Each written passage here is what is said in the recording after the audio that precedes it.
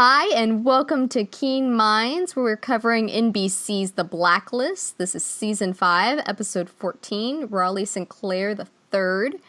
I am Jen, a.k.a. Takata Saiko. And I'm Tessa. And apparently, we're hanging on to the hate tonight. That's our tagline tonight. Yep, we are. We were So, how did you like it?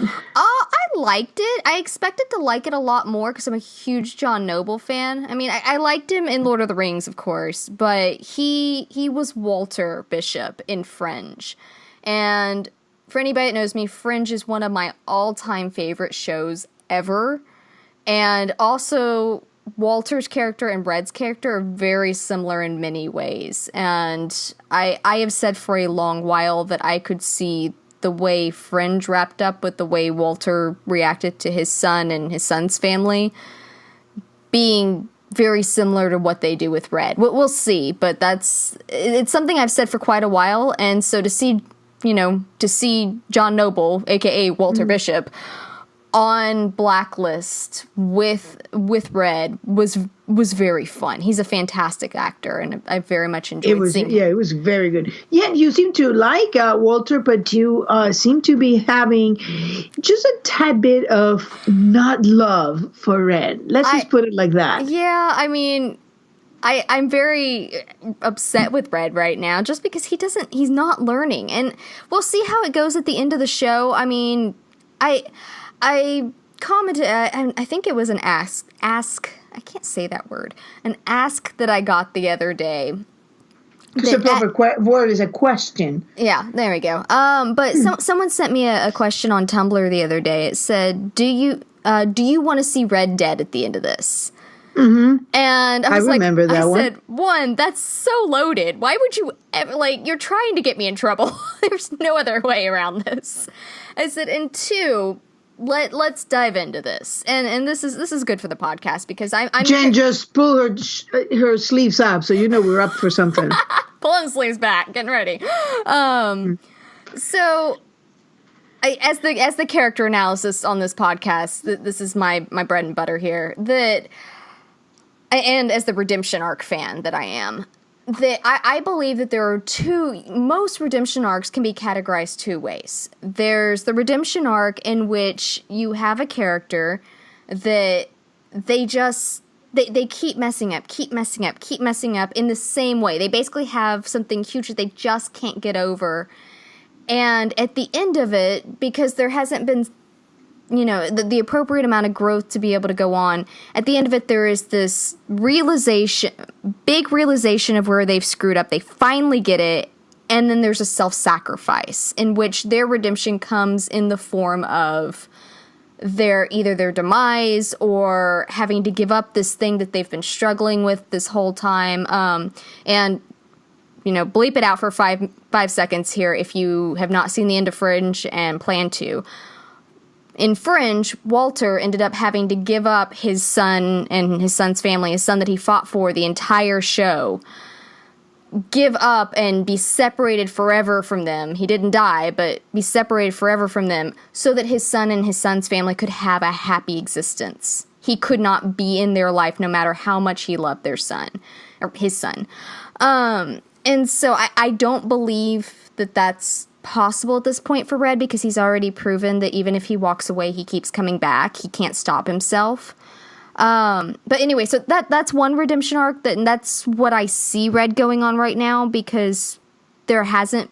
The other redemption arc is like what we saw Tom go on, where they, whoever's on that redemption arc, where they figure out that they've screwed up massively, and they make decisions and purposeful movements in the right direction, and little by little, they pay the price, and then they get better. And that's their redemption arc, is this clawing towards the light. And those are the two main redemption arcs, and Red and Tom are great examples in this show of those two different type of redemption arcs. And the way I answered the ask the other day, I said, I would have loved to have seen Red do what Tom did. That's what I wanted. That's what I was in this for. I said, at this point, I don't see that happening. I don't want Red dead, particularly. I would have preferred them go a different direction with his redemption arc. but this is the direction they've gone. I see his ending being a much darker one in which he has to sacrifice himself for Liz to be able to have any hope for any happiness in the future. And that's what you want? That's what I see coming. What I want would have been to change some things a while back, but I'm not on the writing team. They didn't ask my opinion, so it is what it is. This is what I see coming for Red from an analysis point of view there. And, you know, it's sad, but it also happens with a lot of characters. I have characters that I've loved dearly that's like Walter, that's been how they get their redemption. What I don't want to happen in the Blacklist is for Red never to be redeemed. I will be very put out if it ends with him never getting it and, like, dying at the end, but still never getting it.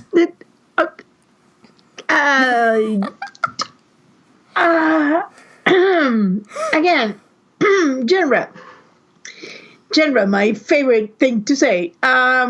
I honestly think that the Blacklist can end with a grand gesture like that. That's one possibility. One that actually would not be satisfying at all. Honestly, what I want is to learn that Red has to learn some things. He definitely does have. He's one of those grand characters that have a tragic flaw. And I'm not sure that he can get over that tragic flaw because he seems so attached to it. And that's what I mean about cultivates it and polish it every day a little bit so it's nice and shiny. He owns that flaw. Yeah, it's shinier than Dembe's head. I love a man with no hair. My husband has no hair, so there.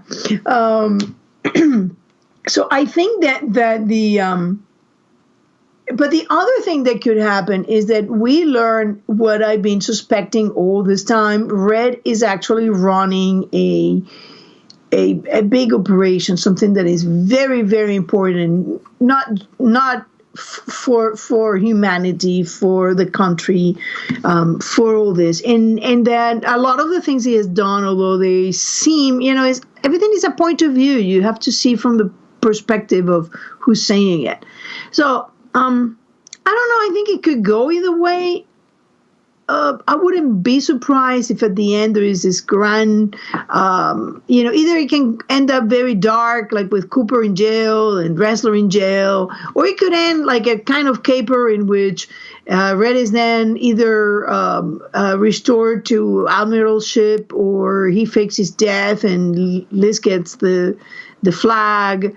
But then, of course, we have to get over a particular little hump of when Liz finds out that Red did have something quite important to do with Tom's death, if Tom is dead.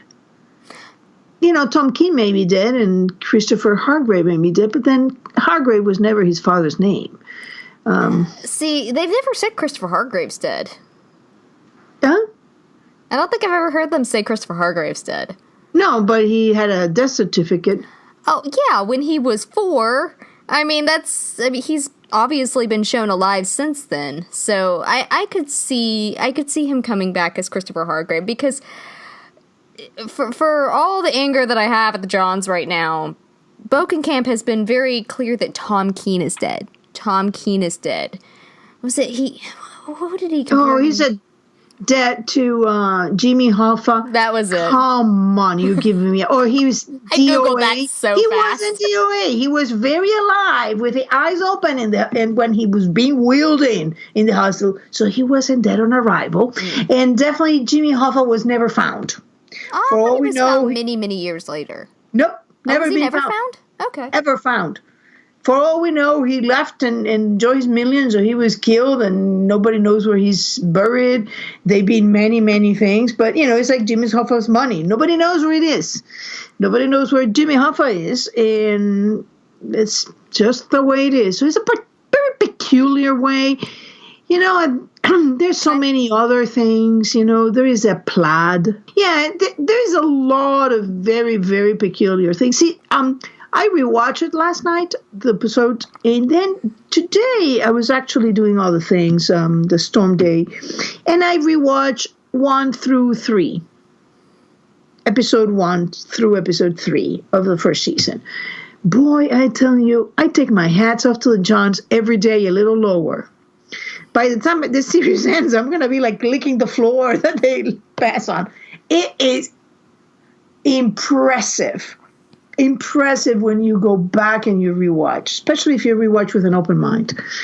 So let's get to this Blacklister. How did you like him? Like I said, I love John Noble. I thought he was fantastic as a Blacklister, very believable with the extreme OCD and the just I very much enjoyed all the little micro expressions that he used for that.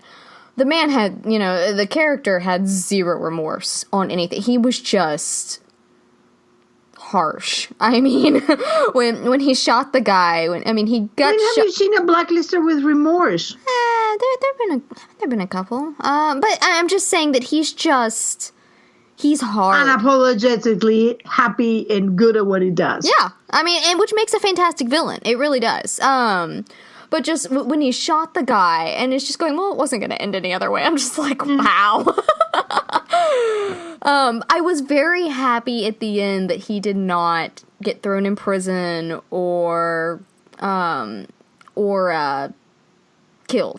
I'm interested to see what he's going to do with him. I was going to say that means he may come back. We may see him. We may not. It probably depends on John's. He's part of the team now. He's planning something. Whenever we see Red doing weird things, he's got something planned on. Oh, he's got quite a few balls in the air most of the time. Mm-hmm. Mm-hmm. Yeah, I loved it. And did you notice what he was wearing? It was sort of plaid. It was plaid. It's plaid in my book. Okay. And since I am probably one of the few that actually believes the plaid theory, there you go.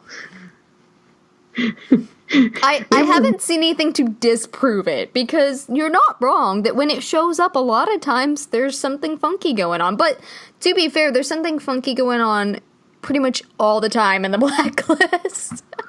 True that. And so that may be more it. But you're right, there is a lot of plaid, and I have never seen anything to definitively prove it, but I certainly haven't seen anything to disprove it. If that makes sense. How about when I said, and I said on the podcast that I thought Abe was the bad guy, and hello, he was wearing plaid. I knew, But anyway, so I loved him. He was so deliciously evil and all that planning that he did. And I love that hold on to the anger.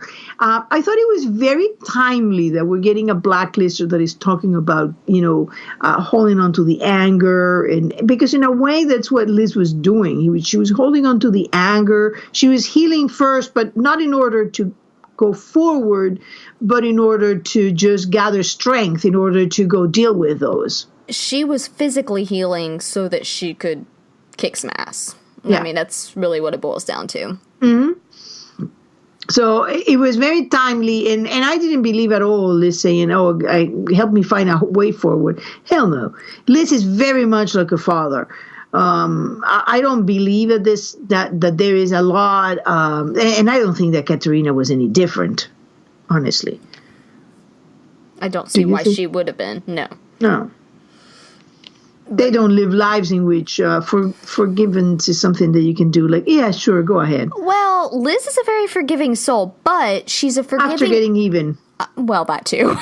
But she's a forgiving soul for someone who's willing to change. And for someone she's already got a connection with. She's not going to just forgive the people that murdered her husband. That's not going to be on the table for forgiveness. She forgave Tom after Tom made the adjustments. The only person she's forgiven time and time again who has not made appropriate adjustments has been Red. And that's because he's her dad. And I think she's known that at least subconsciously the entire time. That is more or less reasonable. It's understandable that she continuously forgives him because she's been looking for this man her entire life. Yeah, and it was very moving, what she said at the end. And it's something, that I've been saying since 2015 that Liz knew. So it's very gratifying to know that she's always known that Red was there looking for her and looking out for her. Not so. I love a Blacklister. I love that Red made a deal, and I'm looking forward to see what on earth is he getting together, because now he has his arsonist, he has the guy who's the planning magician, so he's been picking up a few interesting characters for his team. Yeah, very, very nice. Was there anything else on the Blacklist that you thought? No, I mean, I thought it was interesting the snap judgment he made when the guy was 5 minutes late. Just, nope, this is not going to work. And as soon as with the doppelgangers, he made decisions and then immediately acted on it. I'm not entirely sure that wasn't more or less of a show as a continuous test when he got up and started walking away to see if the guy was really interested. All right, he's already 5 minutes late. If he fights for this, then let's go. But if he doesn't, then I'm not putting myself on the line for this guy. It's interesting because they had done another Blacklister that dealt. It was more fantasies than revenges, but more or less working. Well, it was the Jinn. Yeah, I thought about that. I did. Yeah. So what we're seeing is that the same themes are being picked up over and over. Every time you twist them a little bit, it's like a crystal, and you twist it a little bit, and now you have another facet like a diamond. Well, you've also got Recompense. What was his name? The debt collector. Debt collector. Yeah, there's been a theme running through. I mean, there are definitely links between Blacklisters that they're painting a much bigger picture here, that the pieces are all going to come together eventually. Yeah. And it was Red talking about and not Red, the therapist talking about reckoning, and so we know that those themes are going to come back. And I thought it was a fascinating Blacklister. I love the actor. I think he did a fantastic job. He was creepy and at the same time interesting. It's one of those, and I love when they started talking books. Hello, that was the best conversation ever. That is right with Solomon and Ness. Well, it was, and then coming back, what was your name again? Yeah, he's just a little crazy. I mean, I obviously dismiss you. No, I don't think it was dismissing. I think he's just. They called him OCD, but there was something else. I don't know what. I'm not a mental health expert or anything, but there was something else there, and maybe it was just hyper focus where he's got these details down, but then if it doesn't, it almost reminds me of Sherlock Holmes. For anybody that read Sherlock Holmes, where he had all of these details, but if it didn't fit what he needed for that case, he threw it out. The Earth is round. Okay. We go around the sun. It was going around the sun, I think was what it was, that Holmes just didn't know that. And I remember reading this years ago and Watson going, how do you not know that? And he's like, is it in my case? Why do I care? And that kind of strikes me as the way Sinclair was, that if it doesn't have to do with what he's working on, it's inconsequential. And Reddington had never crossed his path. He'd never had a reason to know him. So, and he has no reason to retain his name. It's not, yes, it's affecting him, but it's also not something that's going to get logged into that particular important database there. Yeah, singular focus. Yes. So you want to start with the task force? Yeah. I loved when I was doing my rewatch today. I noticed that Wrestler, when they're going through right after, Reddington gives them the new Blacklister and everything, he gets really close. I mean, he kind of flips it, what the Blacklister's doing, but without a whole lot of information. He's almost able to, I don't want to say profile, it's not quite a profile, but he's, he assumes that the people are being not the ones committing the crimes. Yeah, the doppelgangers are the ones committing the crimes, which is what happened in Redemption. Yeah, well, it's also that he has now a lot more experience in the subject of creating fake alibis. Yes, He's got does. a primer. Yeah, he got a primer on that. He was part of it himself. Yep. So yeah, it's amazing how I was posting that today that Ressler was a much better cop now that he understands a lot more things. And it's, he may not be squeaky, he may, but it definitely makes him a better cop because he has a better understanding of the human psyche. Yeah, he knows the lengths that people will go to, and he just is able to wrap his mind around it a little bit better. It's, I like that subtle shift for him. It's very subtle, but it's there, and it's nice.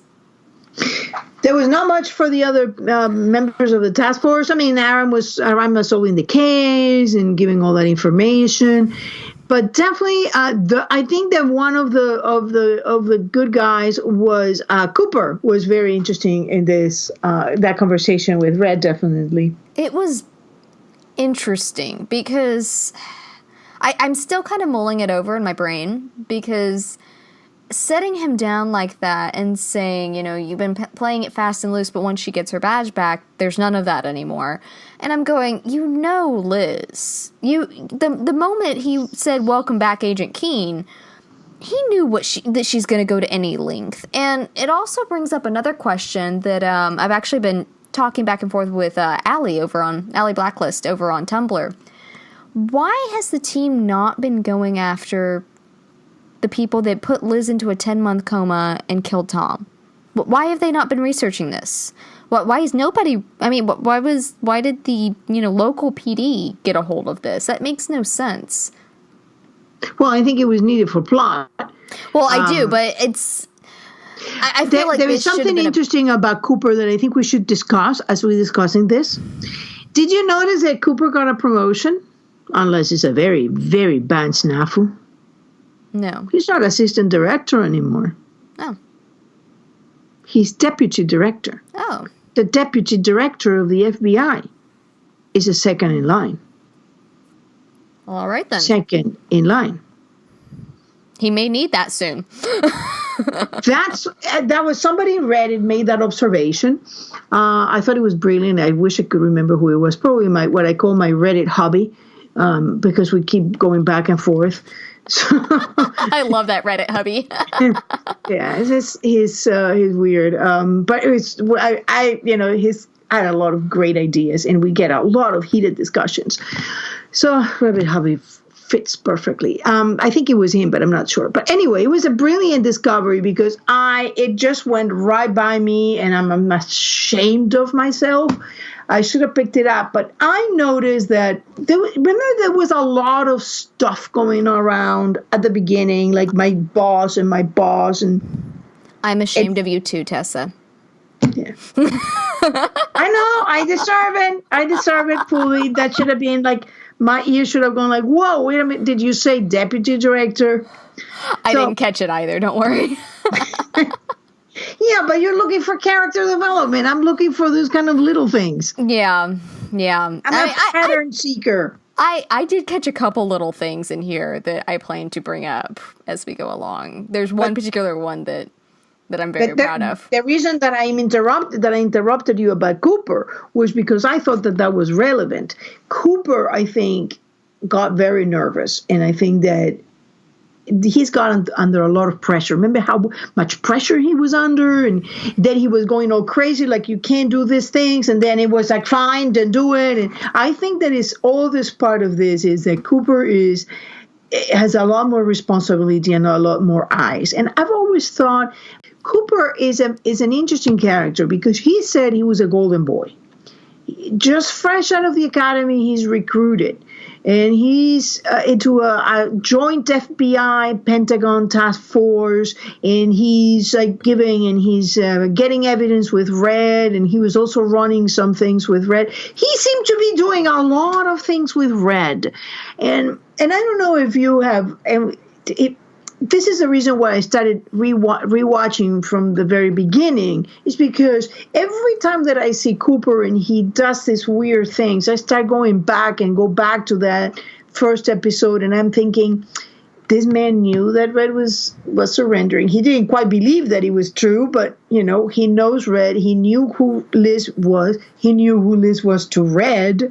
He may play it, not like it. You know, he's not saying I know who he is, but if you notice what he did say when he gave Liz the results, he said, so that you know, not that we know. He knew exactly. He might. I don't know. I don't have a firm opinion on if Cooper knows or knew before or not. I don't have a firm. I could see it. I definitely could see it. But I've never seen anything that makes me 100% certain. So my point of bringing that up is I think that when he goes, the fast and loose has to end.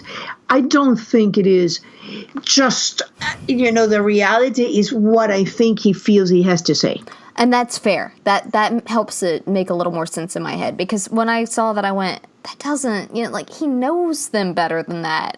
And it may just be that's him covering his own butt and saying, well, I told him, you know, what more do you, and, you know, it could be that their place is bugged or being, you know, watched or something like that. I mean, you never know. I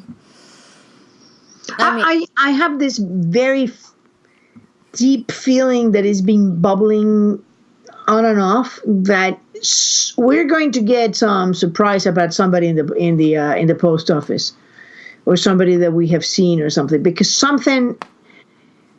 there's still a lot of plaid being worn around there after there is arguably no secrets, and they still plaid. So I'm thinking, I feel like I missed a great opportunity when I went up to New York and we had dinner of not wearing my, like, single plaid shirt that I own. I was so expecting it. I feel like I failed you on some level. I was going to get my plaid something in, and it didn't fit, so... Yeah. Probably gaining weight. Yeah, me too. Don't worry. Said every woman everywhere past, 25. Yes. But no. It was also that's one of my summer shirts, and so it's not exactly a snowing in New York City kind of shirt. Yeah, well, some other day. Yeah. Next time I visit. If we ever get invited to a panel, we'll be sure to wear plaid. Next time I come visit you. And a mask. Huh? Next time I come visit you, I'll wear plaid for you. All right, let's talk about should we talk about Sinclair, or you want to talk about the therapist first, and then we get into Red? Okay, do we? Yeah, let's. Because boy, that woman needed to chill out. She is either have something very personal with Red, she's dirty, she's with someone. The first thing you meet someone is, I think you're a serial killer.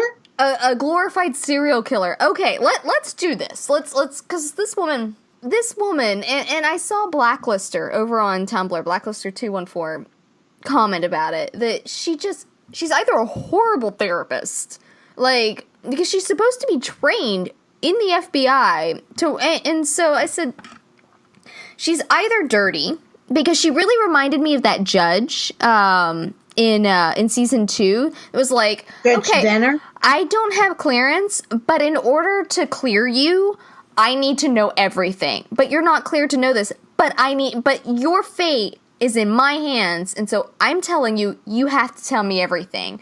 We don't know if the, what was her name? Fulton? Fulton. Yeah. Also very close to Fulcrum. I could want to call her Fulcrum. But we don't know what kind of clearance she has. You assume that she has a higher clearance, but all she wanted was access to Reddington. That's it. I mean, did she have something, exactly like you said, did she have something personal? Is she dirty? Is she being manipulated by Garvey in the background and we don't know?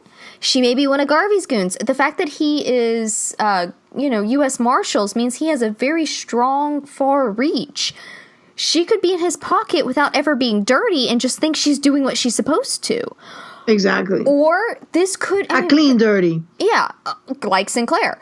And this woman, if she is in the FBI, maybe she wanted to be a profiler, because Liz said that she learned about Reddington in Quantico. So what if this woman learned about Red in Quantico? What if this is, kind of like I've said with Tom, having sort of the hero worship going on there? What if this is sort of half... What was it? I don't know, that was off the podcast. This... You see this man who is bigger than life, who is, moving up and down the most wanted list all over the place, but is never... he's at the top. I was going to say, I think he's... always rises. I think he's number 1 by this point, but he started off as number 4. I mean, and so, but that's what I'm saying, top 5 on the most wanted list, give or take any day. And so, I mean, this is a huge thing.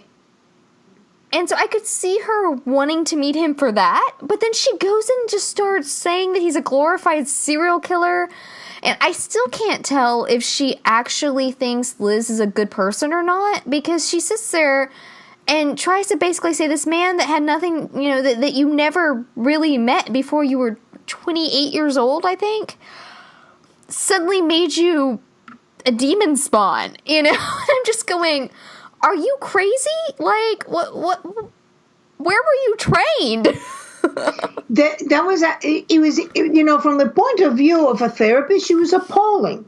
She was horrible. And I'm sitting there going, Liz, hold her on her crap. It was very interesting because she was nailing that thing that Liz always had this sense that somebody was watching after her. And again, it goes like, you meet her, yet this... It's something that I've never seen discussed very much, and she brought that to the attention. How come that for all the people that say that Liz never lived with Reddington, that Liz never spent time with Reddington, people who don't believe that Liz is Bubble Girl, Liz always had this instinctive trust for Red, even when she hated him. She doesn't tell Cooper about the passports. She tells Red about finding Tom's passports. Yeah, it's a subconscious trust that she has in him. Yeah. Like your father. You may be angry at your father, but he's still your father. Exactly. Other than true monsters, most fathers don't go around killing their kids or, hurting them. Some do, but most relatively nice people, even if they're somewhat monsters, don't do that. Yeah. So it was interesting to hear that. So I think that she wanted to meet Red. She wanted to see Red. She wanted to establish some connection. She had a tracking device on herself. She put something in the... I don't know what it is, but I found interesting. There is all these people closing on Red, and yes, she did look it was very similar to Danner. However, Danner had a lot of maritime items around him. He had naval and ships, and so it kind of gave me an impression that if anything, it was more an ally of Red than a foe. But this woman didn't give me that impression. She gave me an impression of very much wanting to get back at Red. She has something, a beef with Red. Personal. Yeah, make it personal. Their first lesson. And I couldn't get over her, profile yourself. It's like, it's one thing when Cooper said that in season 1.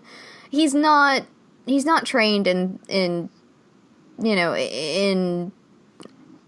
psychoanalysis. He's not trained in all of that. And I mean, I am not either, shocker, everybody.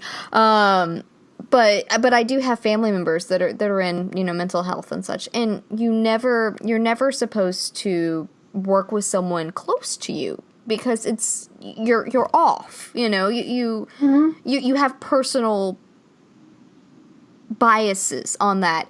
And so it's one thing to have Cooper say, analyze yourself, but to have another therapist say, you should analyze yourself. I mean, yeah, it just, like, the way she said it just, something about it seemed so off to me. Actually, the roomie was like, okay, wow, because I'm sitting there yelling, going, you're a horrible therapist, why? I saw that, and I thought to myself, woman, you are so out of your depth in here. I mean, you think you're in the driving seat. This woman is going to take you and wrap you around your finger 15 times. And I kind of wish Liz had just done it and been done with it, and just exactly that. Just wrapped her around, spun her around, and then was done and walked out. That would have been fantastic to watch. I don't think she can, because it would be suspicious. She has to give it a few times to make it believable. Otherwise, Maybe. Nobody's going to believe it. Yeah. That may be it. That may be it. It's very interesting to me. One thing about her is that she, like Singleton, and that is where I think the connection is start to connect to me. She kept insisting about the 5 men that die, of which you make the comment that Red didn't kill them all. Yeah, Tom killed a few. I made those in the notes that it was interesting 'cause she kept pushing on that, because I think she's focused on Red killed these people. Red killed these people. Like Singleton. And so it's never even crossing anybody's mind, because this goes back to how well he was, and I think that the scrubbing of everything he's done since it came out who Tom is has been done by the task force and has been done by, their connections. I know you think that Tom was undercover with the CIA. I disagree. Where I'm coming from, that scrub has been done very well, but I think that if Julian Gale had continued and gotten access to everything in the files linked to the task force, he would have found a lot out about Tom Keene. I think Tom is all through those files. He is classified. He is deeply classified at this point because of his connection with Liz and his connection with the Reddington task force.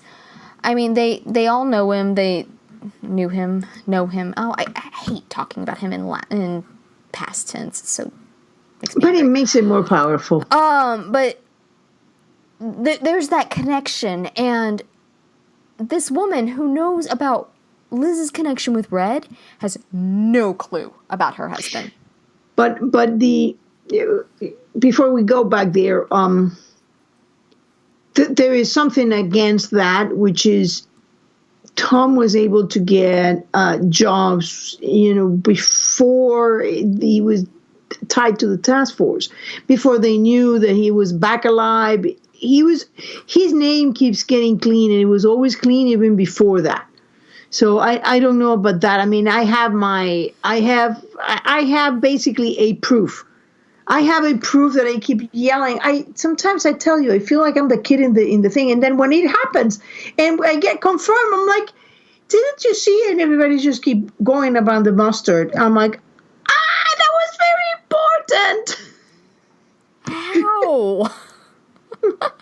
So you guys can't see us, but we both use the earbuds for phones and such to make sure we're not echoing back and forth. She just screamed in the mic, and I think my eardrums are gone. Sorry, I forget. You okay? Tessa's trying to deafen me. That's really what's going on here. Don't let her fool you. Just lower the volume. Just lower the volume of the microphone. You're fine. Okay. All right. Sorry about that. Yeah. So that and we can talk about that a little bit, because I think that's an important point. When he gives the list to Berlin, and I did a gift set about that. When he gives the list to fake Berlin, he gives the list within moments of walking out of that apartment. Red receives a visit from Fitch, and Fitch tells him the task force is a target. And remember, Berlin is dead. Fake Berlin now is making his own little plans. And he tells, there's no way that Fitch had learned this thing because he hasn't even been on the phone. But Fitch didn't even know who this guy was. He had to, when Red asked him to find him, that's when he learns the name. That's when he learns who he is and finds him. And time-wise, it hasn't been probably less than 15, 20 minutes. And Fitch comes right back at Red, tells him that, and arranges to escape.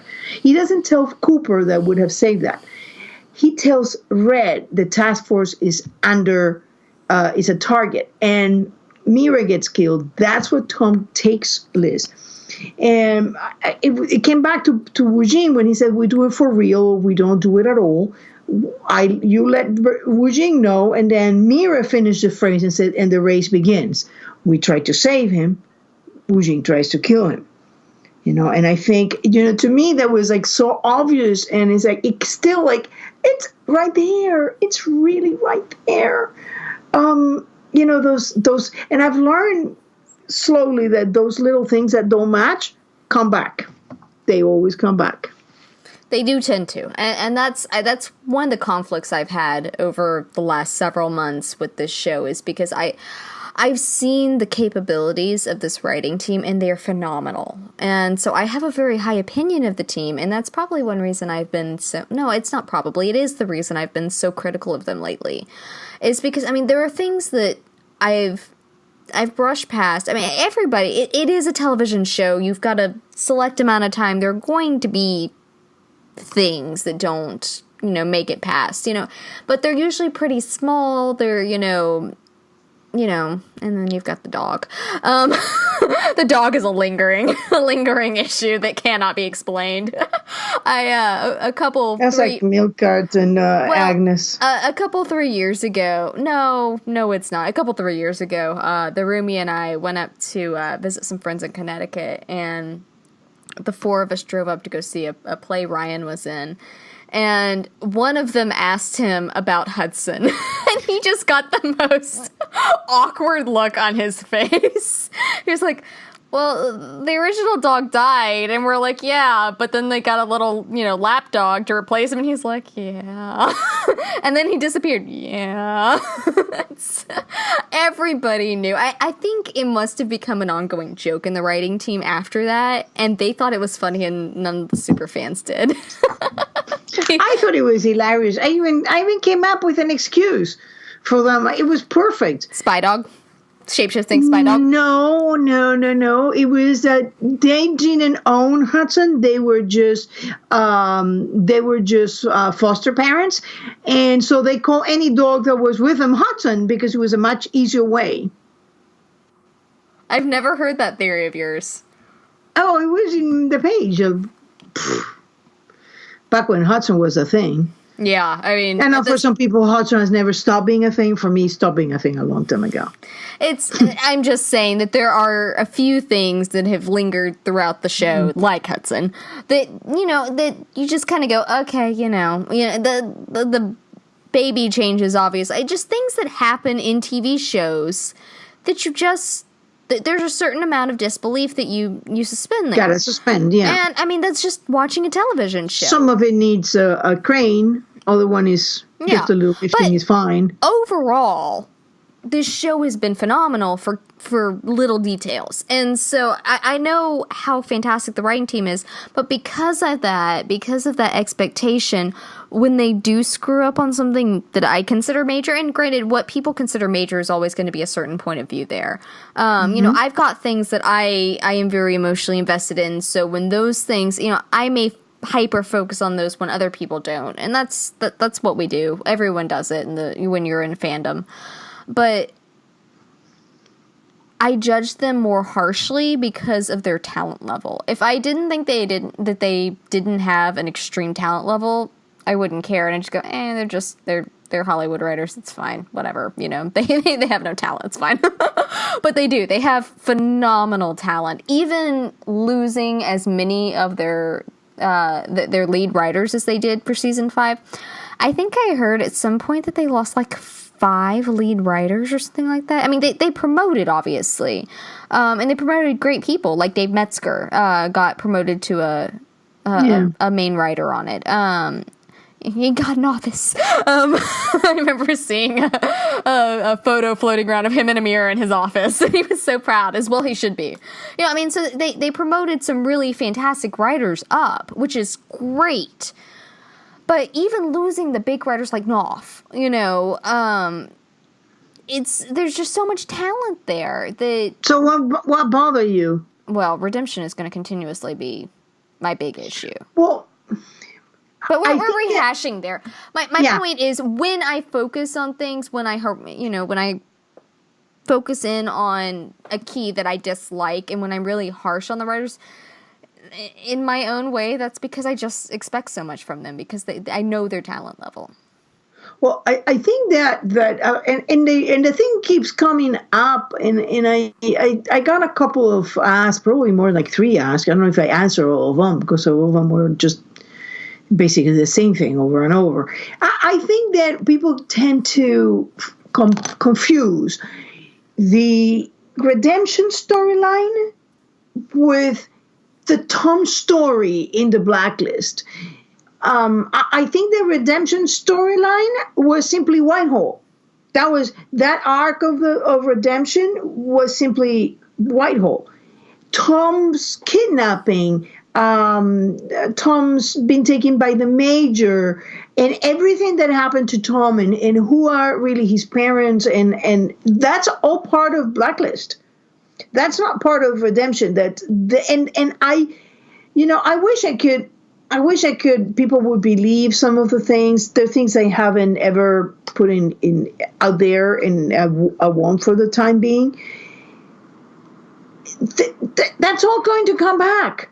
Trust me. Remember when I said this entire season was going to be about Tom? This entire season has been about Tom, and it's going to continue. And that's not going to get pushed out. They just needed to wrap up redemption, and they needed to do it in a couple of phrases. So bad, though. But it's not wrapping everything about Tom. As you can see, Tom has not been forgotten, and it's fine. We've gone down the rabbit hole here. We have. I'm sorry. A lot of that's my fault. Okay, we were going in the yelling. That's a problem that I see. This woman keeps yammering about the 5 men killing the apartment. Yeah. Singleton Yammering's a good term for her. I like yammering with her. she was a yammer. She was yammering about those 5 men. Singleton was yammering about the 5 men. Kind of reminded me of a yappy little dog at his heels. Yeah, that's a good one. Yeah. She had. I mean, there was something about the way that she was going up the other 5 men. You want to find who catch them? Like, lady, are you insane? Those 5 men were hurting them, and they were about to kill her. You think she's going to care? Because anybody who tells you, "Oh yes, I care about them," I call their BS. Oh my gosh, so much! It's an elephant S. This is big. I mean, these guys, I would have been like, I find them and I'll put a bullet in them. Yeah, are there any left? I'd like to finish the job, thank you. You know? I mean, it was ridiculous the way that they kept going, but it makes sense if they're from the Nash Syndicate. I mean, and Singleton was given the line that Red wanted to take over the Nash Syndicate, and that's why he's killed his people. So that's a line that he has Singleton investigating. But it's funny that Dr. Fulton keeps going at the 5 men, and then Singleton keeps going at the 5 men. And who took them to the hospital, and is all going to Harvey. So, I think, and that's why I think that she's probably linked to him, even if she's not necessarily dirty herself. She's at least been set on this path by Garvey. Yeah. He's just got a very far stretch, and you said nobody ever gives you your due. I will say, while you said he was the head of the FBI, a U.S. Marshal has a lot of power. So major kudos, Tessa. You called the fact that he was law enforcement and that he was high up. And I was wrong, because I said that if he was, that he's got. Well, I wasn't wrong with the fact that he's got a major ego issue. Yeah, he does have a major ego. I think I was right there. So I read the character correctly. Yeah, well, he's a piece of work. But it's interesting that because we're seeing all these things, and it's very interesting that he's a U.S. Marshal. But it's also interesting about him that we're getting constant reminders of U.S. Marshals. I mean, we had U.S. Marshals they were keeping tabs on Carla Reddington and her daughter, which is highly unusual if somebody's been given a different identity. It's for your own good. You're not going to go blabbing in there. You're just going to get your identity and keep going with your life. Nobody checks on them. That's more protective custody, which is what she was in. So the fact that they were keeping tabs on her, and now you got a U.S. Marshal going after Red, looking for Red. I think that Garvey had control of Carla. And, my theory, I think Carla is one of Katerina's names. So I think that what Garvey is desperate to find is Katerina. Or it may just be a link to Katerina if you, like me, do not believe Katerina and Carla are the same person. It could be the link that he's looking for. That's the one person he believes is left that would know if Katerina was alive or not. That's interesting. I like that. I very much like that. At least it's somebody that he can try to find, because that would be a source of power.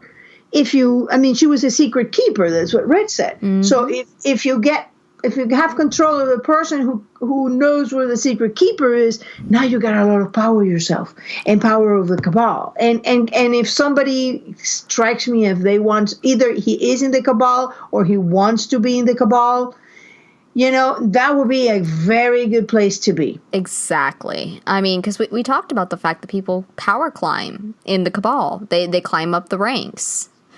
Yep. I like it. I am for that. Yeah. So it's very interesting. You had a good point about Garvey. Which one? That he had no problem killing Liz. Oh yeah, that was in the notes. And for anybody that's new to Keen Minds, we do. We may not always sound like it, but we do have notes we go through. We have a general direction to this chaos that we spout out every week. Yeah, general is a good way of describing it. We ramble. We do. It's difficult not to ramble in the Blacklist. I had someone tell me one time that we sound like we're having a conversation. They feel like they're just kind of kicking back and listening to our conversation about the show, and that they like it. And so I'm like, that's basically what we're doing. We're just sitting here and chatting about it. We have guidelines. So that's what was the comment? The thing was that in the season or the fall finale, that was 508. Mm-hmm. You would think that number would be burned in my brain. I think I've just kicked it out. Like Sherlock Holmes, I don't have any more room in the attic. I'm sorry. But he had no problem killing Liz, who he knew was an FBI agent at that point. And yet on Wednesday night's episode, he said, we're not going to bring her in. Then we'll have the full force of the FBI down on us. We're going to let Sinclair do our dirty work for us. And so my question is, what's changed? Is it just that Sinclair has presented a better option for him and he's taking that? Or has he learned more about Liz? Did he not realize she was part of the Reddington task force at the time? He just thought she was a low-level profiler. What has changed there? Or I don't think that Garvey knows that there is a task force. Maybe not. But what has changed there that has him deciding he needs to put distance between himself and Elizabeth Keene's demise?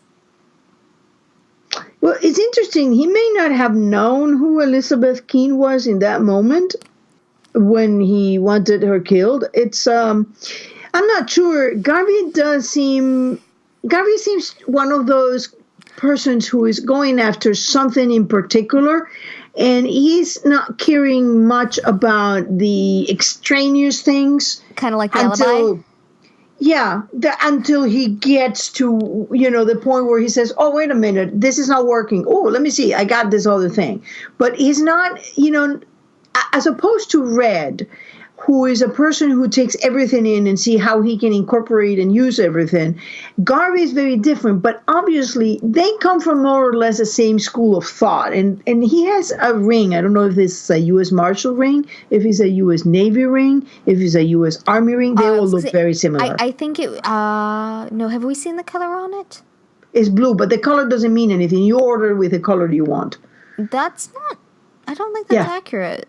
Yeah, Army's red, Air Force is blue. Is that true? Because I've seen Army. I think I've looked online and I've seen Navy rings with blue, with red, with white, with whatever. Maybe I'm wrong then. Because I looked online and they apparently you can order it in any color. Because what we know is that the guy who puts the man who puts Liz in the closet in the night of the fire has a blue ring. As a red ring. The other person who had one of those was Sir Crispin Crandall. And then the two men that are seen leaving, the blonde and the plaid man that don't have gloves, they also have rings. But, you can't see. Those scenes are shot in a way that you got no ability to know. And Garvey is blue. So I don't know, it's obviously not the man who puts Liz in the closet, but I think that they're giving us enough indications about the fire that this is going back on the fire. So either Garvey was at the fire, or Garvey was related to somebody who was at the fire, or this is all going back to the fire. I mean, so many indications. Do you want to talk about Singleton? Yes, I would, because I've been saying about Singleton for a while. I said he's either a dirty cop or a dead man. I was really happy to see that he is not actually a dirty cop, because I liked that twist that they threw in there, because, like I said, the writing team is very talented. I think that was one of those twists that was needed and was well done, well executed. It was well written. They led us along, made us think that he was a dirty cop, and it turns out he's being used as well. And so I very much enjoyed that, and I still think he's a dead man. I don't think he'll survive this season. But he's not exactly like the cleanest cop. I mean, he's doing illegal things. Remind me a little of Liz. But he doesn't know he is. Well, I guess he probably does. He's breaking and entering? Right? Yeah. Yeah. So yeah, maybe a little bit like Liz, willing to bend the rules. It goes back to what Tom and Cooper talked about in season 3, Bend the books, yeah. Bend the binding or throw it out, Well, he may be a bend the binding kind of guy, but not willing to throw it out. Garvey obviously has set the book on fire. Oh, was there a book? He lit that thing on fire and then, threw the ashes on it and threw the ashes spit on it. Threw the ashes into the ocean. I mean, that's what. I'm not even sure that he even knew that there was a book. It's an interesting thing because I think that is very good that we're tying up all that arc that they did years ago with Wrestler and the Dirty Cop and this whole thing, even from season 1 when he's in Anslo Garrick, and they're having these conversations about what this is about and how you could do it. So it's very good that they're tying up. And this season we have had so many Dirty Cops.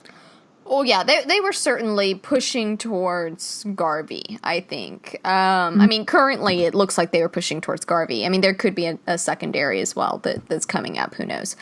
Or I guess more of a third thing, because it looked like they were pushing towards Wrestler with the Dirty Cop thing. Because, is he a dirty cop? Is he not? Is he intimidated, et cetera, et cetera.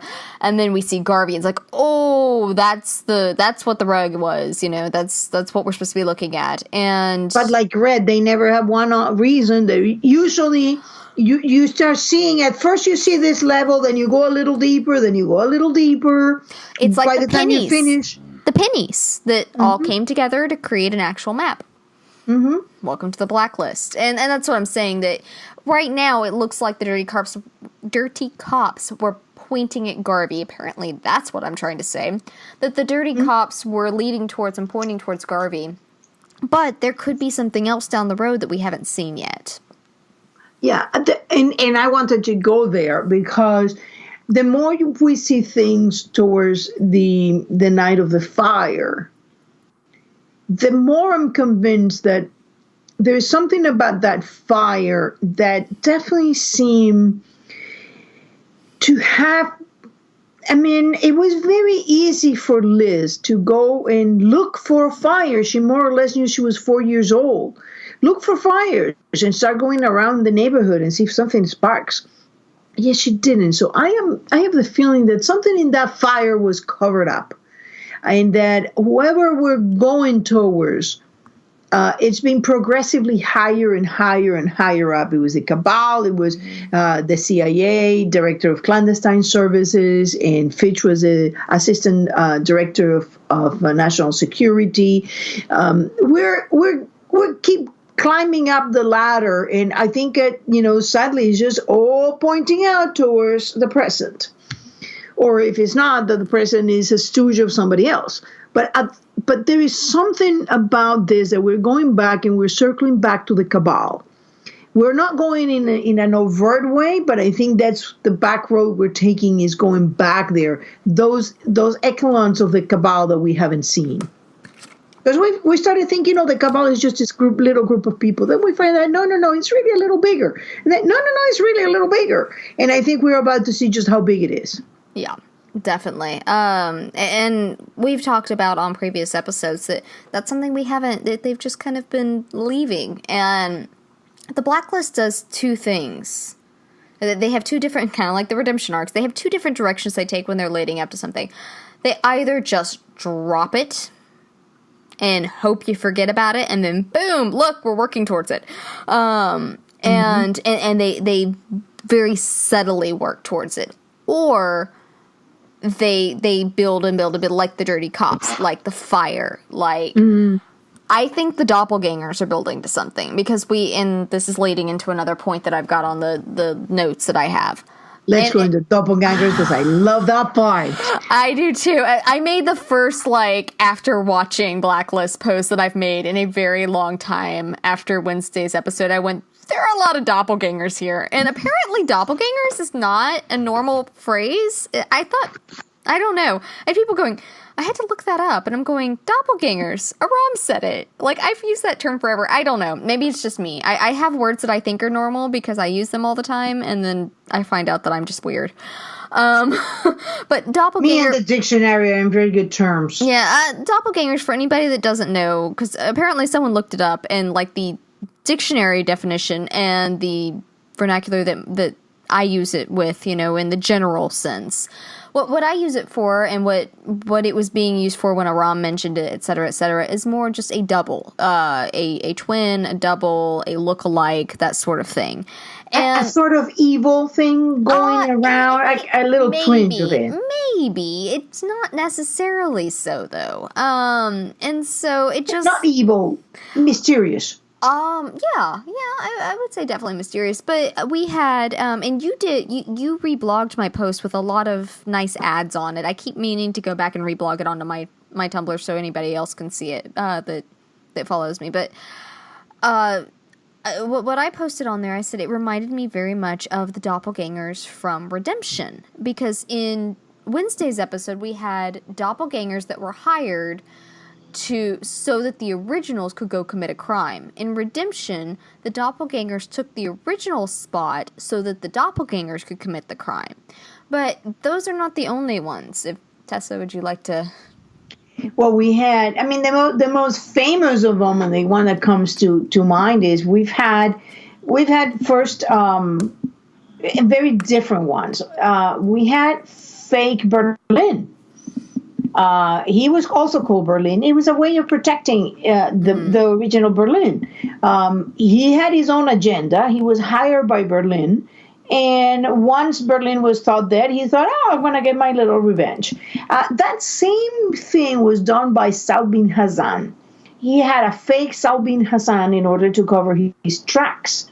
And he was captured. He will say he was Saud bin Hassan so that the real one could go on and do his stuff. Well, we've had Lord Baltimore is a bit of a way of a doppelganger, because she killed her sister and then assumed her identity. Mm-hmm. And there've been so many instances. I mean, Liz used a body double in order to go visit, Dark Liz version of a date, which was go to visit Tom and torture him a bit more in the boat. Oh my gosh, she snuck out her window so her dad wouldn't find out. Yep. Yeah, it was, the dad thought she was playing house. Well, in Liz's version, when Liz goes dark, that version takes on chains and some, like, hey, if you want a blankie. You know what? Don't judge. Some people are into that, Yeah, and Tom should be used because Mom then beat him up. So, yeah, he should be like, oh, yeah, the women that love me do this. Yep. He needs some therapy himself. I suspect the entire family should go for a nice therapy session. But there was, I made it in a blog. I don't remember all of them off the top of my head. But we've had, that's been a running theme. You got, fake red in Gregory DeVry. And then I started thinking, one thing that I've always thought, but it's just getting to be hammered over the head. What was Katerina doing with all these men that were kind of dark blonde and blue-eyed? I mean, did she have a thing for them? Or was it because when you have one blonde, blue-eyed man and another blonde, blue-eyed man, kind of like they mix together in people's head? Did Katerina have a doppelganger that would take her place as she would go on changing her many names? There's a lot of very interesting things going on with doubles and doppelgangers in just, It definitely, when the episode wrapped up, I went, that was interesting. Doppelgangers. Interesting. It keyed off with me, and I'm kind of holding it back. I'm holding on to it, and I had someone make a comment, oh, well, maybe it's leading up to Red not actually being Red, and I said, I hope that's not the case, because I'm gonna really roll my eyes at that one, but I am aware that I am a bit biased on this. But, and so I have trouble telling where I'm biased and where I'm actually seeing something. But I still say that there was something off about how they went about Tom's death. There's just so many little bizarre things about it. And so many things that I continue to say, the reason I thought they wouldn't kill him, all of those things still hold true for me. The reasons why I think it was a horrible idea to do so. And faking his death would make more sense in the long run and would help a lot of the little things that felt off, that not necessarily bad writing or anything, like, but just the way that they, but both on screen and off screen, with, basically hammering it in that he was dead. I mean, in interviews, with the Insta stories that Ryan did, with, making sure to show, the brutality of his death and the seeing him on the slab. I mean, and two cakes. They went well out of their way. Doppelganger cakes. What? Doppelganger cakes. He had two cakes. Oh, he did. He did. And so it's funny because a friend of mine who's not watching anymore, Chris M23, she sent me, we were talking about it the other day because we both saw the Amir post of Amir eating the cake with Ryan's face on it, and he's like, throwback, and we both said this is either they don't understand what too soon means, like, guys, this is way too soon for a throwback, or they're going at something, because most of those Instagram stories for those actors are a media stunt. Not all of them, they're but run by they're not run by, I don't think. I think the actors run them, but I think that the production team gives them direction on some of the stuff. And I don't know. It may be wishful thinking on my end. I'm well aware that it's a possibility that it is, but I don't know. Could have been doppelganger. If Scotty, that would be the one thing with exonerating Scotty and Scotty being out with him while he was, going through all of this. is that if she knew he was going through this, it would be well within Scotty's personality spectrum to have gone, nope, and faked her son's death. To have gone in with all of Halcyon's medical and saved his life. And I wouldn't put it past her to kill a man to fake his death. Well, but you remember that we only see one person identifying the body. One. Yeah. One person and one person alone, Harold Cooper. So all he needed was to have Harold Cooper, who already have a relationship with Howard. And Scotty. Yeah.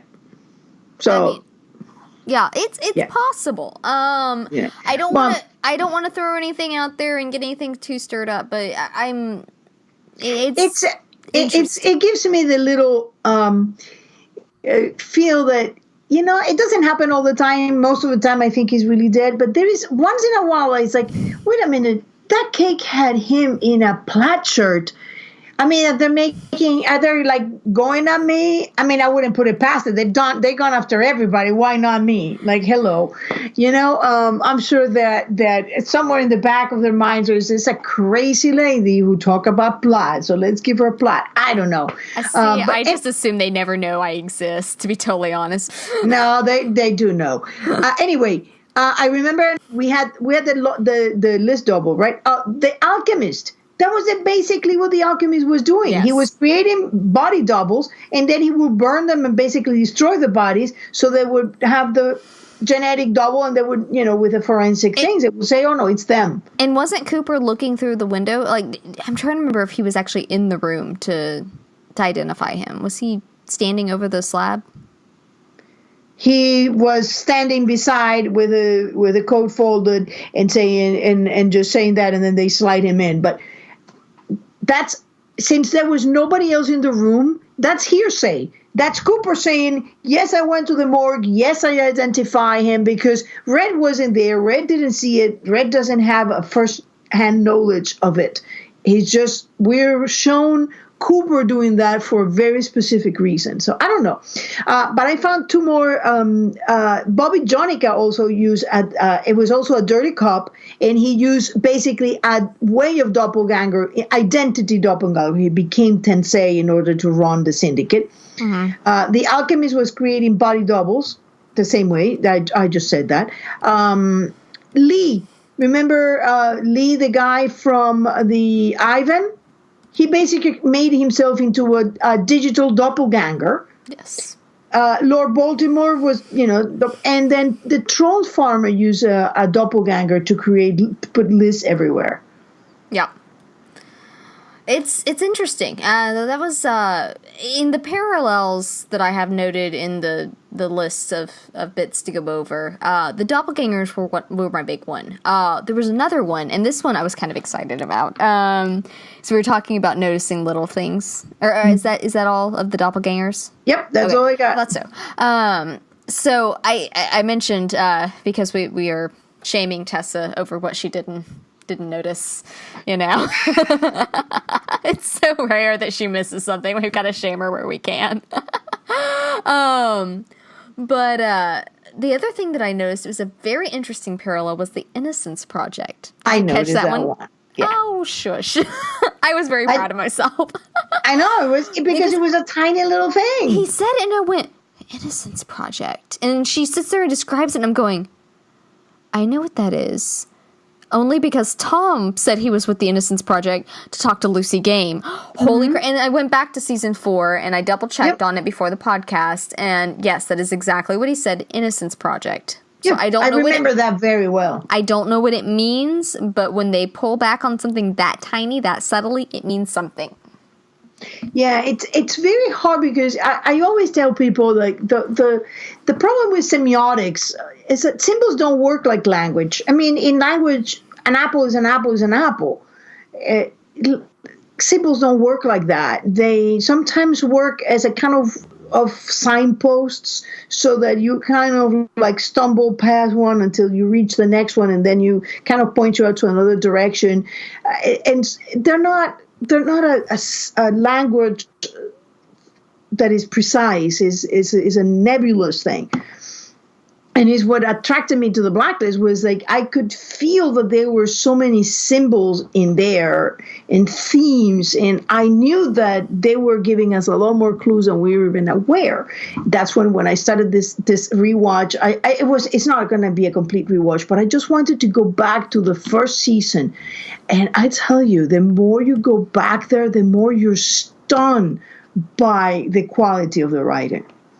Definitely. I mean, it's always been very, very high writing. And like I said, that's when they do have issues, that's why I get so irritated. Okay, so... Shall we go into list? Have we gone into red? Let's go into red then. Okay. I think there is more red than there was Liz, but yeah, let's do red. Let's do Red and Liz. I mean, they kind of...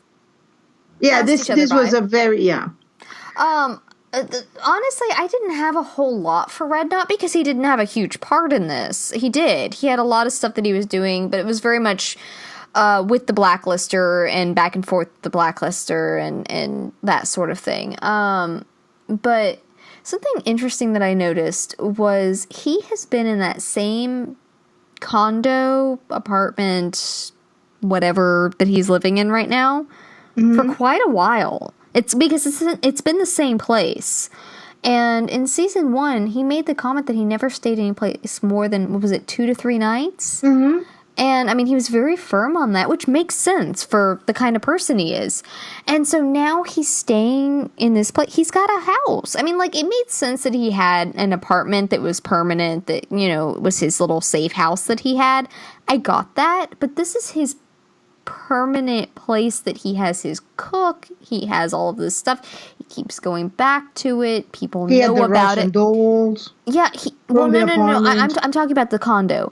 Yeah. Like, he's having people over there. This is where he's meeting the FBI. And he has the Russian dolls there. There? They are in the... Remember when Resser got the bottle of alcohol? That was hilarious. You're right. Good call. Good spot. But he's been there for at least weeks, I guess. I mean, he's been there for quite a while.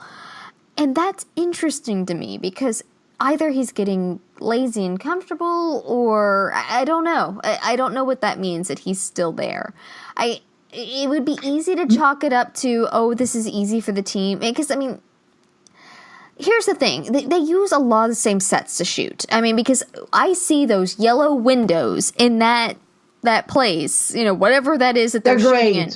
They've been everything. I know. I see them all the freaking time, and I'm like, "Hey, Garvey, watch out! Solomon's gonna try to shoot Tom behind you." You know, they used it for Redemption. They've used it for Blacklist. They use it all the time, but they do it in such a way. Like, yes, you notice if you're a big fan. I doubt the casual viewer notices.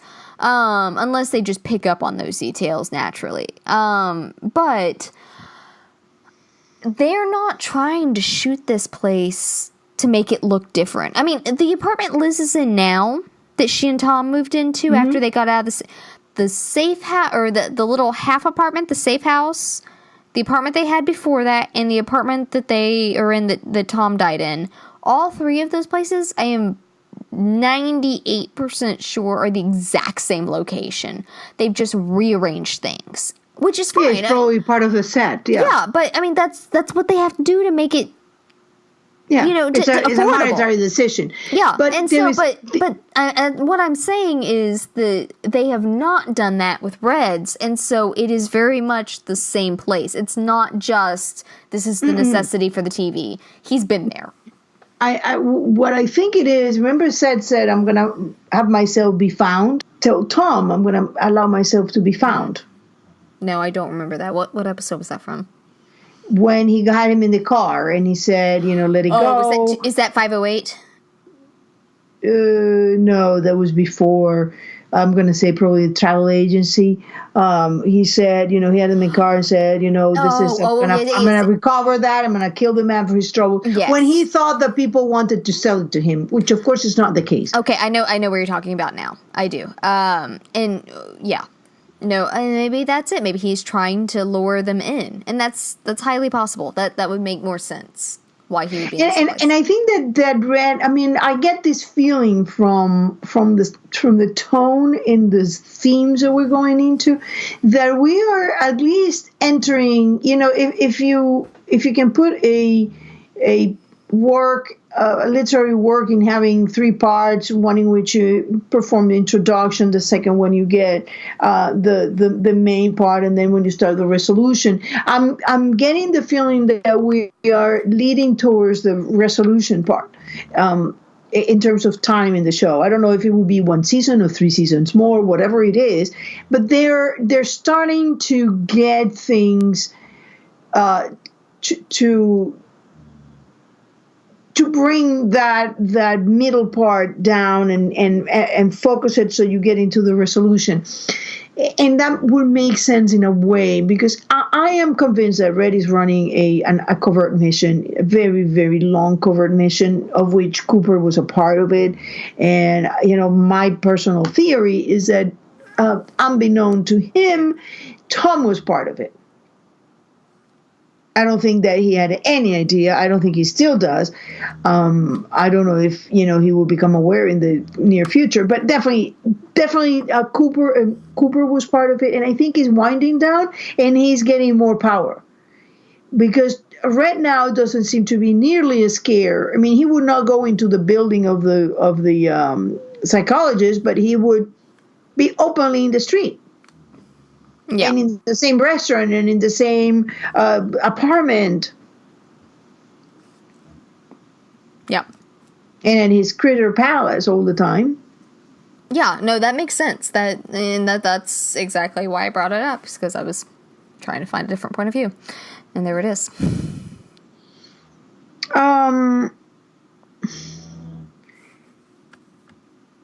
It was an interesting thing, because he was all for.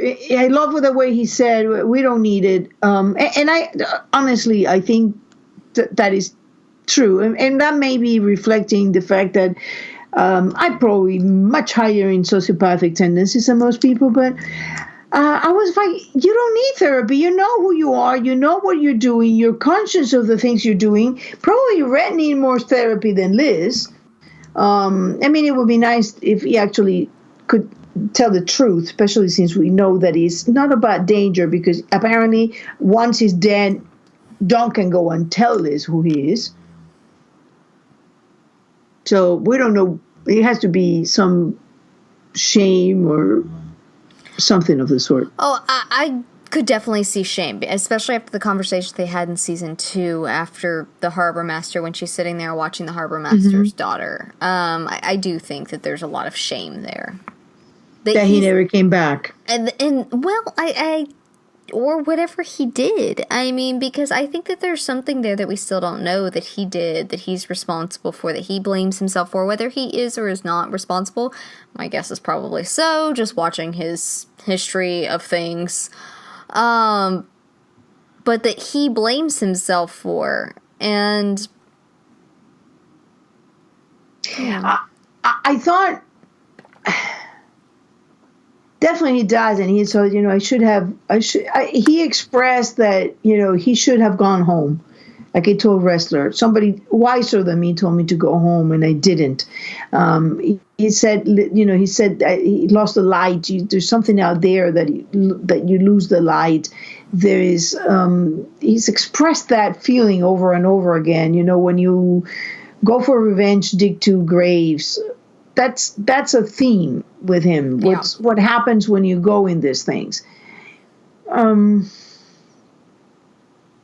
So I'm not. I mean, I think that there is, and he said, I haven't done anything for you, saying, you know, everything that I've done for Liz is I've done it to assuage my guilt, it's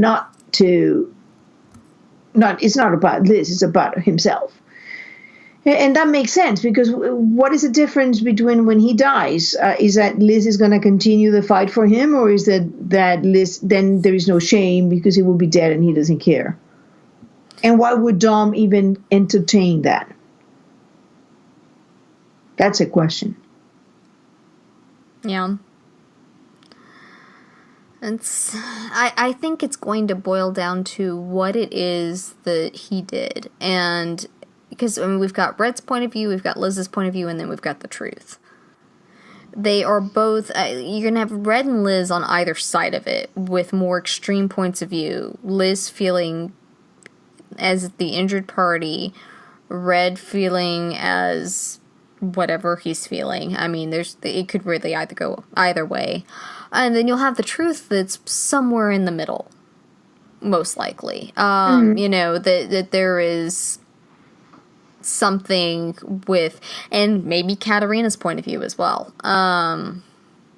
I think it's really going to boil down to that before we can make an honest judgment of what's the motivation.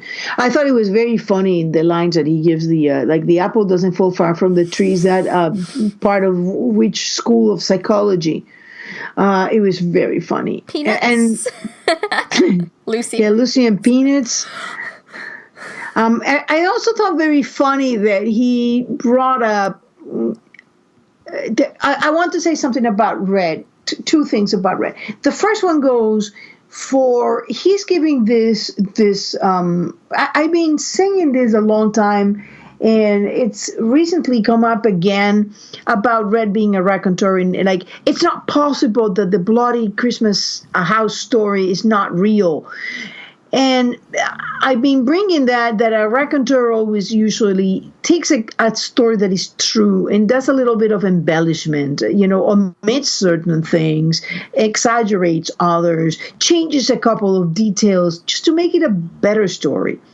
And this was a great point because he's telling the story of this weekend where was it? Zermatt or I think it was Zermatt. And there was he was reading this unpublished work of Jung that was in napkins and things like that, and he's calling it the most consequential or something like that. And then Dembe goes like, "What about that week in Davos?" And you see how the raconteur, that is a very, very telling things from the character development point of view, because to me, that says that's a way Red tells a story. So don't tell everything that he says and takes it as the absolute truth. Because there is Dembe saying, "What about that?" And then Red comes out with, "Oh, but that was not a chalet. That was a cottage." Yeah, sure, Red. That makes it completely different. Yup. Oh, Red. It's a recovery. It's a great recovery, and it illustrates the point of who Red is. And so I tell people, don't take those stories like they're gospel, And that goes back to what we've discussed time and time again, that people like to look at Red and what he says as the absolute truth. When they think if Red says it, that is the way it is. And it's really that he's a very flawed character, and just because the writers keep saying he doesn't lie to Liz doesn't mean he's honest. Well, he doesn't lie to Liz. That is factual. Doesn't mean that he's being honest. Exactly. You can be telling the truth. You cannot lie and not tell the truth. Yeah. It's like that is the same diatribe as I am not your father, but you're my daughter. No, it doesn't mean that you're the mother. It means that I relinquish my role of father, but you're still my daughter because that's not up to me. That's up to you to relinquish. I cannot relinquish you being my daughter. So let's move into Liz. I only had a couple points that we haven't gone over because we went over a lot with her between Fulton and Sinclair. Yeah. And one thing I thought was interesting, and both of these have to do with Red on a large scale. That the first one was a very interesting conversation they had, where she said, Singleton was in my apartment. He said, it won't happen again. She says, you don't know that? And he said, yes, I do. And it reminded me of, and then at the end of the episode, there's Sinclair in the apartment. Red had no power over that.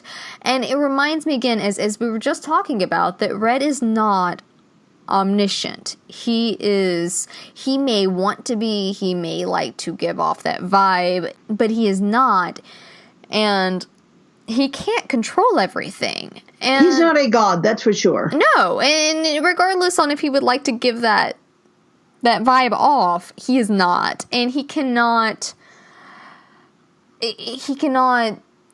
be everywhere at all times. And that's something that Liz, I think, has learned. Because, I mean, he sat there and promised her dream, and then quite literally accidentally helped end it. I mean, she doesn't know that part yet, but, I mean, he couldn't keep it from not happening, is what she knows as of now, and that he was involved somehow. And so I thought it was very interesting in that she's just sitting there looking at him like, and how are you going to stop him? You know, shy of killing him, what are you going to do?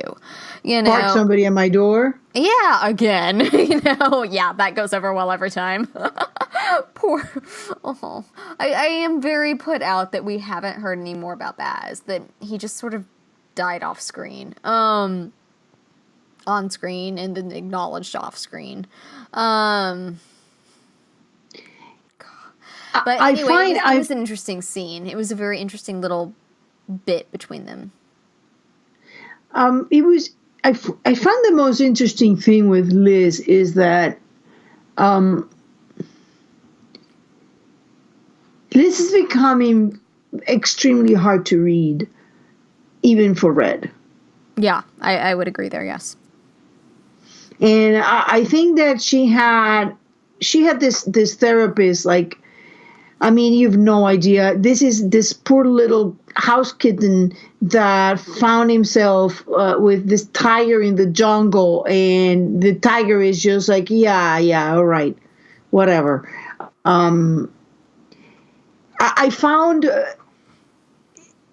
interesting that. And I'm not even sure that Liz believes Singleton.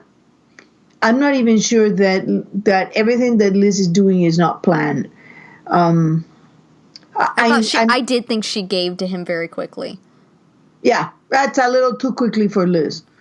So I'm thinking that Liz thought, I need the task force, and keep your friends close and your enemies closer. And when you have him, you can feed him a lot of stuff. Yep. I agree. I very much agree. But how about that last conversation where she said that she felt somebody's presence always watching him? So we've talked a lot about Ballerina Girl. Who is Ballerina Girl? And that was something that I kind of caught on to on my rewatch, is that she said that she felt his presence at her graduation, which we've seen that Red has photos, at least, of her graduation. Whether he was there himself or not, we don't know. But he does have photos. We do have that evidence that she felt him there at her wedding, which we know he was at. And along with all of that was mentioned this, at ballet recitals. And so that makes me wonder if she's Ballerina Girl. I am in two minds about that.